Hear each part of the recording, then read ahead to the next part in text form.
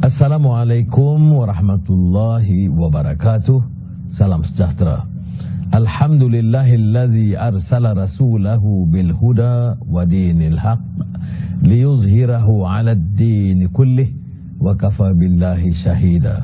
Wa usalli wa usallimu ala rasulihil karim wa ala alihi wa sahbihi ajma'in.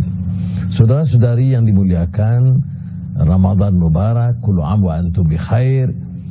Dan sempena majlis yang kita sering adakan pada malam Isnin, kita teruskan secara live Facebook ini dengan memulakan dengan membaca dan menyerikan majlis dengan berselawat. Allahumma salli ala nuril anwar wa sirril asrar.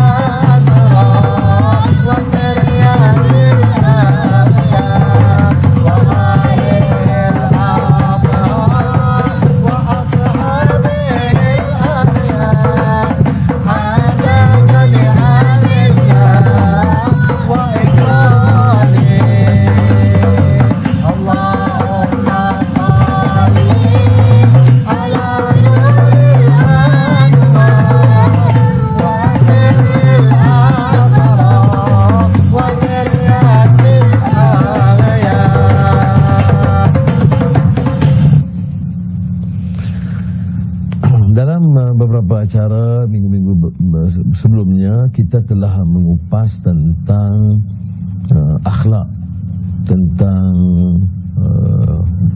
karakter, integriti dan beberapa keburukan, dan kita kaitkan juga tentang kefahaman Melayu dan Islam. Maka saya fikir wajar pada sesi ini kita terangkan apa dia keistimewaan, ya, seperti mana yang susulan dari sejarah Melayu dengan pengalaman si Kitul, Raja Mendelia, penerakaan, pengkhianatan yang terkait dengan soal akhlak dan juga kekuatan satu budaya bangsa. Dan ini dalam Islam kita terima ada kepelbagaian, ya, perbedaan kaum, kabilah untuk lita'arafu, ya. Dan juga dalam ayat yang berikut ini yang kita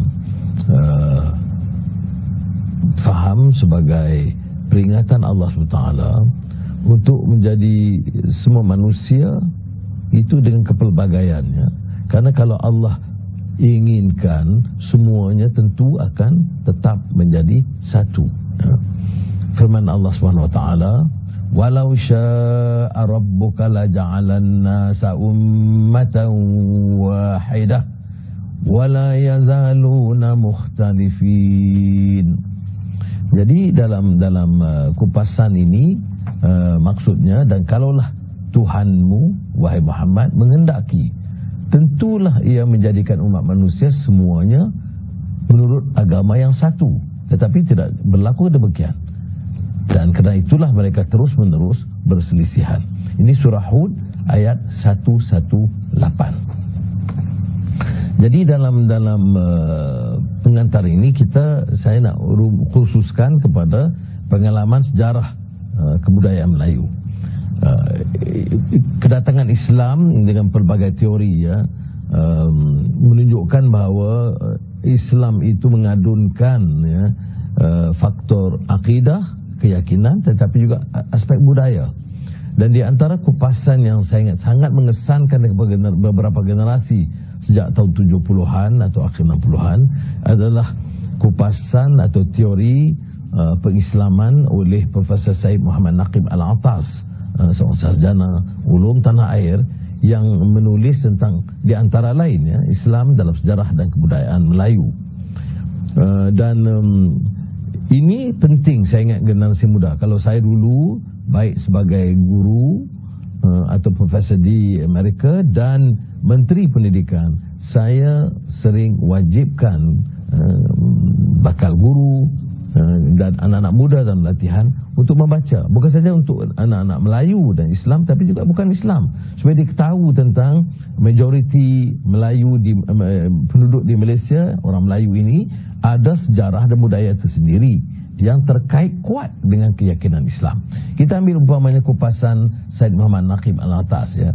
Saya bernasib baik kupas kerana dia macam guru saya. Pernah umpamanya ke rumah dia maghrib, makan dengan isterinya Latifah Maurid, lepas itu Aisyah, dan kupasannya sampai pagi ya. Dalam beberapa karya beliau termasuk risalah untuk kaum muslimin, Islam and Secularism, dan saya pernah umpamanya hadir dalam perdebatan dua beradik di antara beliau dan Profesor Husin Al-Atas. Bermula jam 9 malam habis 5 pagi. Jadi kami daripada duduk atau kerusi sampai ke lantai mencatat dan mendengar kupasan dan perdebatan di antara keduanya. Berbalik pada Islam dan dalam sejarah kebudayaan Melayu, tesis beliau ini penting, bahawa Islam ini tidak hanya merupakan pengaruh yang disebut oleh sarjana Belanda Van Loer dan Schricker sebagai thin veneer. Maksudnya kita ini pengaruh Hindu-Buddha dan Islamnya selaput nipis ke atas. Tidak benar, kata Naqib. Dan dia bawa sebenarnya Islam telah menyediakan jiwa Melayu Indonesia ke arah pemodenan, kebebasan, keadilan dan kemuliaan kepribadian insan. Ini catatan saya pribadi ya, tetapi yang dapat kita nukil daripada beliau ialah pengaruh Islam lah yang berhasil membebaskan budaya Melayu dari mitos yang khayal. Kerana banyak kepercayaan kita ya, hantu-hantu dan pelesit dan hantu raya dan pantang larang dan sebagainya yang tidak rasional, tidak berdasarkan akal, tidak selari dengan kefahaman Islam, dan diganti menetapkan ini untuk yang disebut oleh Naqib, alam akal budi yang menuntut cara hidup yang tertib dan teratur ya. Jadi dari segi kekuatan akidah kepada satu sistem akhlak yang kemudian dia sebut sebagai merubah bukan sahaja rupa ya. Okay, tengok dari segi pakaian, itu rubah daripada sistem yang lama ya, kepada jiwa dan roh. Jadi dia kata menusuk sehingga ke jiwa, ke kalbu manusia Melayu itu. Jadi oleh demikian tidak boleh lagi dianggap sebagai lapisan nipis yang menyelubungi atau menutup budaya kita. Jadi kalau kita nak faham Melayu ini, asas dan pengaruh Islam itu sangat tebal ya. Dia dalam teori dia sebut soal bahasa. Bahasa Melayu asal itu dijadikan lingua franca, dijadikan ilmu, budaya bahasa ilmu, dan dimartabatkan itu dengan pengaruh Islam, sastra, kemudian dan budaya dan sistem pemerintahan dan politik keseluruhannya. Ini penting untuk kita masyarakat Melayu dan bukan Melayu di Malaysia ini faham ya, bahawa kalau kita tekankan kebangsaan Melayu dalam erti kata yang sangat terbatas dan ketepikan nilai akhlak, rasionalisme, akhliyah, kebebasan, ia akan menyebabkan faham Melayu itu menjadi perkauman sempit. Apa kata Naqib? Dan saya ambil nukil dari buku dia. Ini tidak berarti bahawa unsur-unsur Islam harus diabaikan, dileburkan atau ditenggelamkan dalam kebudayaan Melayu sehingga membawa kepada chauvinisme kemelayuan. Akan tetapi keseimbangan nilai-nilai Islam dan Melayu haruslah dituntut sebagaimana yang patut. Ini satu kenyataan yang sangat asasi, yang penting untuk kita faham, iaitu kebangsaan Melayu, semangat kesedaran itu yang bangkit di negara itu wajar, harus didukung. Tetapi bila diremehkan, dikesampingkan pengaruh Islam, bahayanya ialah chauvinisme, perkauman sempit yang membawa arti penindasan, kezaliman, permusuhan kaum. Ini peringatan ini dibuat oleh Naqib setengah abad yang lalu, ya. Jadi kita kena ingat dan pastikan bahawa faham kadang-kadang sering perbahasan Melayu Islam di negara kita ini kadang-kadang lari daripada kekuatan asas budaya Melayu yang memartabatkan kemuliaan insan, jiwa murni, akal budi, tetapi dibawakan soal darah dan keturunan dan warna kulit. Ini satu perikatan yang penting. Sebelum itu, dalam kupasan Capital Selecta oleh Muhammad Natsir, salah seorang pemuka, pemimpin, pernah menjadi Perdana Menteri Negara Persekutuan Indonesia dan juga pemimpin masyumi.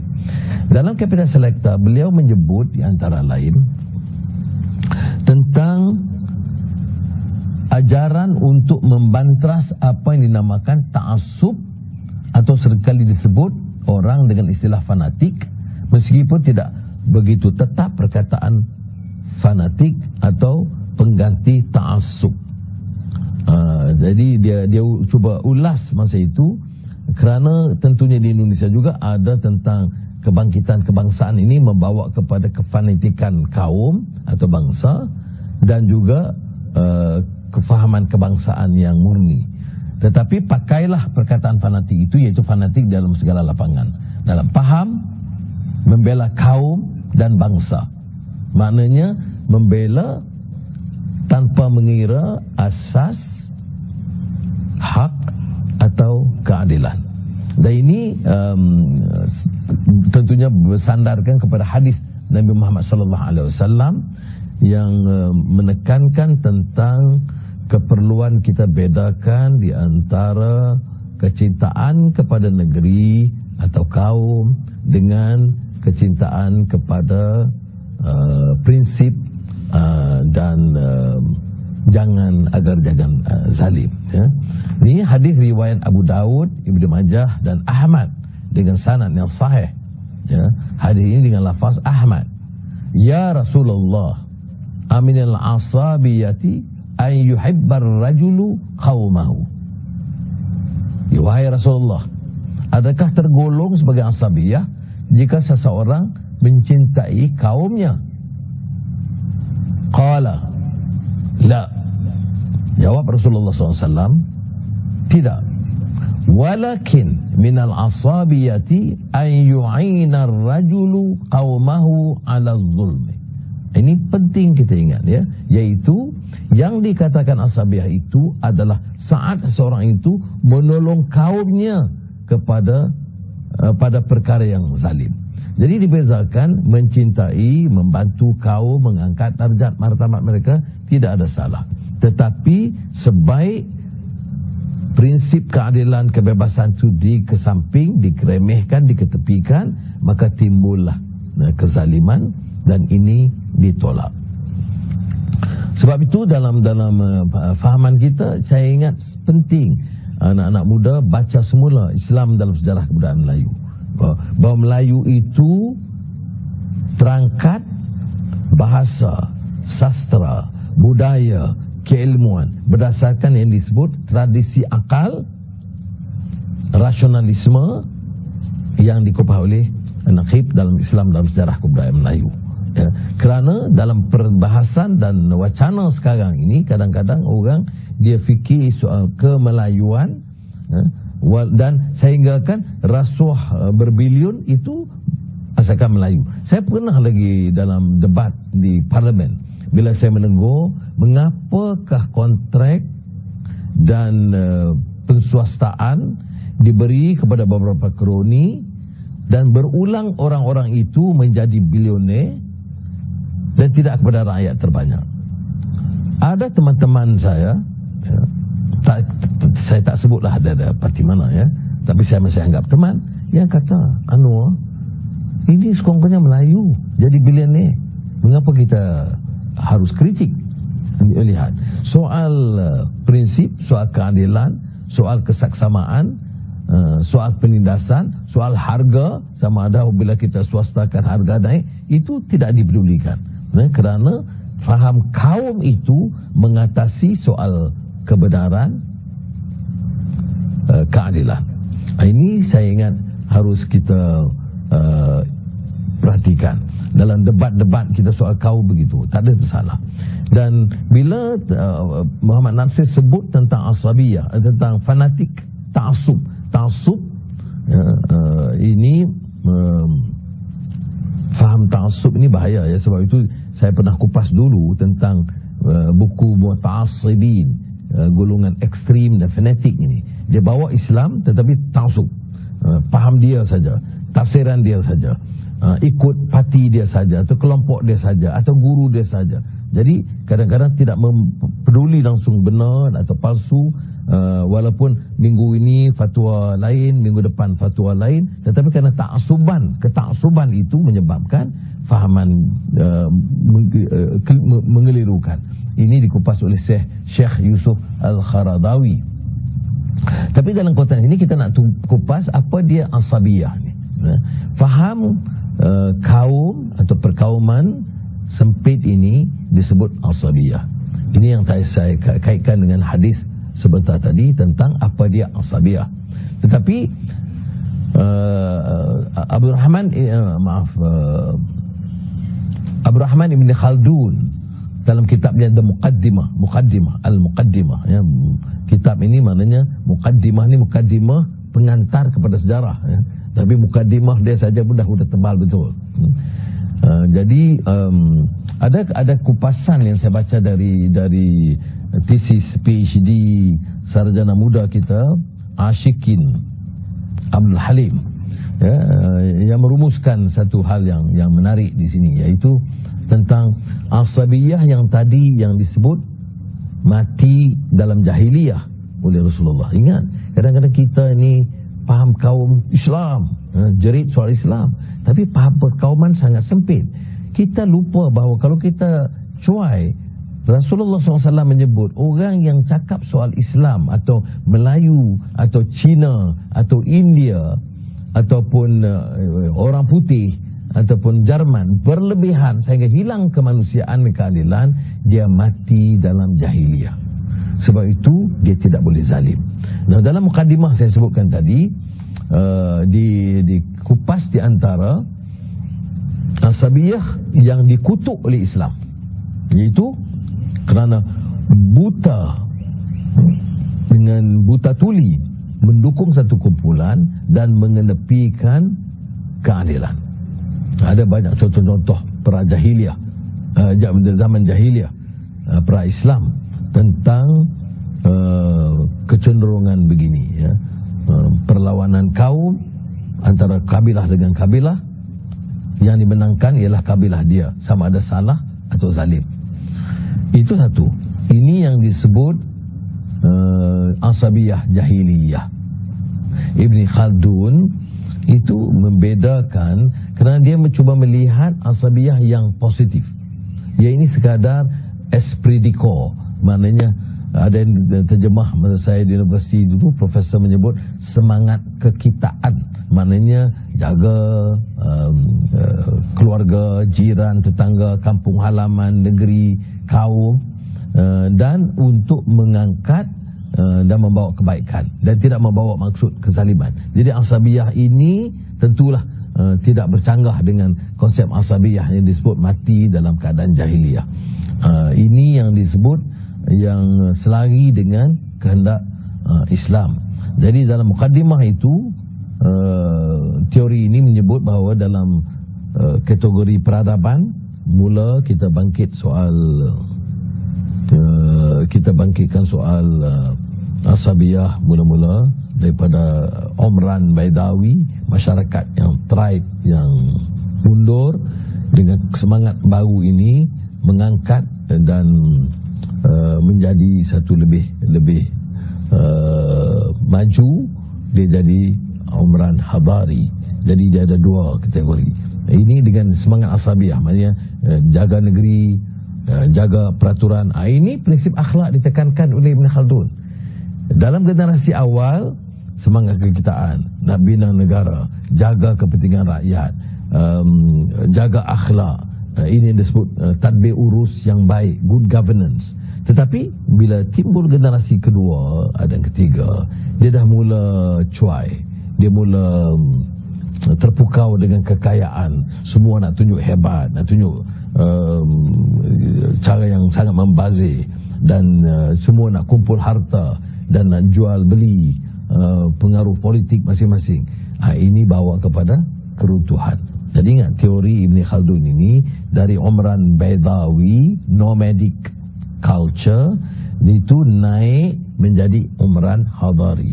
Itu yang disebut peradaban yang banyak berkisar di sekitar kota atau negeri. Ini teori ini penting ya. Ibn Khaldun sosiolog Muslim yang memperkenalkan teori ini, kemudian dinukil oleh Toynbee yang membawa tentang cyclical theory of civilization, bahawa putaran peradaban, pasang surut peradaban. Tapi asas yang disebut oleh Ibn Khaldun ialah asabiyah. Jadi kita nak sebut tentang masyarakat Melayu ini, kalau dikaitkan dengan asabiyah atau perkauman atau kebangsaan yang pertahankan keadilan, yang tidak menghina orang lain, yang mau mengangkat martabat bahasa, sastra, budaya, ekonomi mereka dengan cara yang adil dan bijaksana, itu memang diharuskan, malah digalakkan. Yang dibantah adalah bila termasuk kecenderungan kezaliman. Saya bawa umpamanya kupasan Syekh sahabat saya Dr. Siddiq Fadil tentang dalam buku beliau Islam dan Melayu, Martabat Umat dan Daulat Rakyat, yang juga banyak dibaca oleh generasi muda, yang saya minta harus dikupas ya. Tentang bagi Siddiq ini, selagi dengan apa yang saya kupas sebelum ini ya, Naqib, Natsir dan sebelumnya Ibn Khaldun, bahawa nak bina watak dan citra bangsa Melayu ini harus meliputi usaha memelihara nilai-nilai. Jangan kita umpamanya bercakap soal Melayu, sejarah kita tidak tahu, nilai luhur warisan bangsa, menggali yang telah lama tertimbus dalam peredaran zaman dan menyegarkan yang telah layu dalam pertukaran Muslim. Jadi ini beliau sebut umpamanya dan dikaitkan dengan era Islamisasi di rantau abad 13 hingga abad ke-16. Yang berlakunya revolusi kebudayaan terbesar pernah dialami oleh umat Melayu. Nilainya apa? Kebenaran, keadilan. Ini nilai kebenaran Melayu. Melayu itu dia muliakan tradisi akal dan kebenaran dengan pengaruh Islam. Tetapi bagi kita, palsu pun tidak apa kerana parti kita, palsu pun tidak apa kerana ketua kita. Ini maknanya tidak dipertahankan warisan pertimbangan akal. Keadilan, itu nilai yang dipertahankan dalam budaya warisan Melayu ini ya. Raja adil, raja disembah, raja zalim, raja disanggah. Maknanya kebudayaan Melayu itu ditekankan. Kemudian dalam buku ini juga tentang sejarah awal yang dibangkitkan perjanjian Melayu itu jangan diaibkan, itu dibangkitkan, tapi tidak saya nak kupas sekarang ini ya. Kemerdekaan, maruah, amanah, musyawarah, falah itu kejayaan, saadah kebahagiaan, ilmu, jihad, kerja kuat, kebersamaan, kesalingan, keselamatan, kekayaan, keindahan, kasih sayang. Itu menjadi kebudayaan Melayu, satu kebudayaan yang kuat bila nilai ini diterapkan. Ya. Tetapi kalau kita umpamanya pertahankan umpamanya keangkuhan, pembaziran, rasuah, penyelewengan, penindasan, penghinaan orang lain, itu tidak pernah terterap dalam jiwa Melayu. Jiwa Melayu itu jiwa yang membina kekuatan dari dalam dan kekuatan untuk membina satu budaya yang luhur. Ini yang dikupas oleh Saudara Siddiq Fadil, Islam dan Melayu, yang diterbitkan oleh Akademi Kajian Ketamadunan Kolej Darul Hikmah. Juga beberapa buku asas ini yang saya fikir perlu kita teliti dan baca, kerana dan mungkin kesempatan lain saya boleh ulas sedikit apa yang saya himbau dalam kupasan Asian Renaissance atau gelombang kebangkitan Asia, mungkin pada kesempatan lain. Tapi saya